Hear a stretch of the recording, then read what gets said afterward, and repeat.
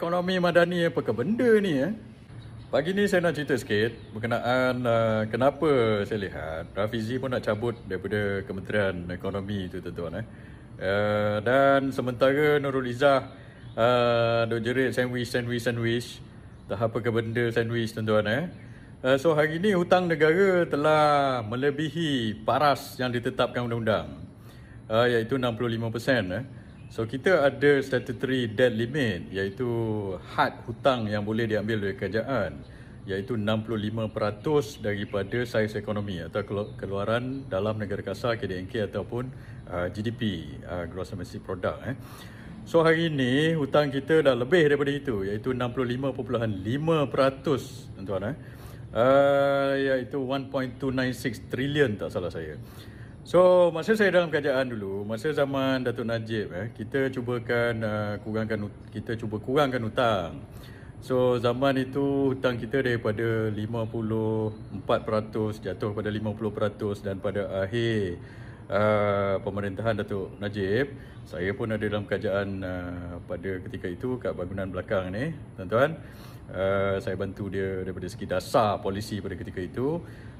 Hutang kita at the end of 2018 was at 48% atau 48% pada 686 bilion.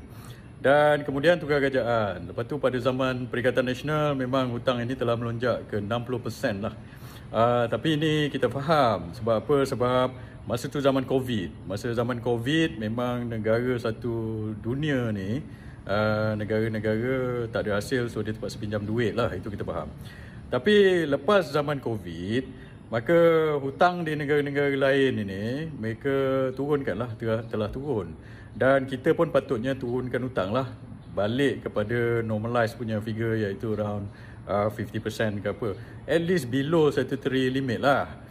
Daripada 60% tu, dulu 50%, turun kepada 48% zaman kita. Lepas itu naik 60%, kita faham zaman COVID.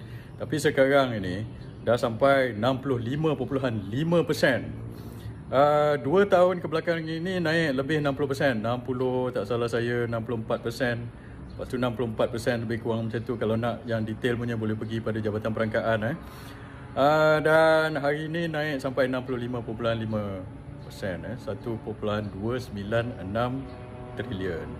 So kerajaan hari ini mereka naikkan cukai, pada masa yang sama mereka naikkan hutang tuan-tuan.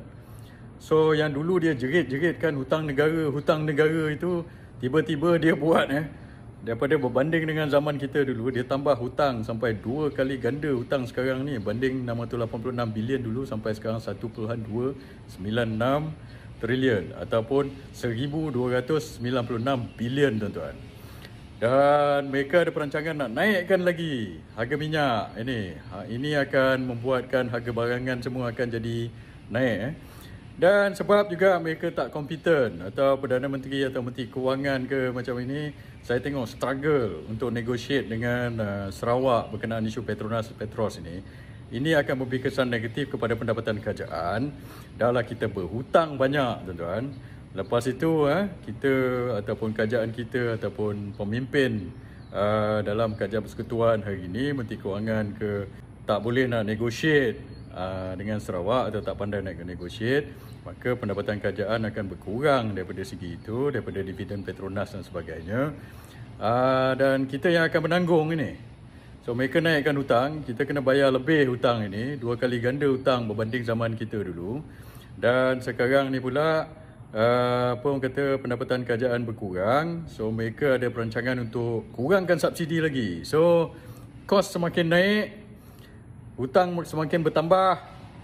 So ekonomi madani apakah benda ni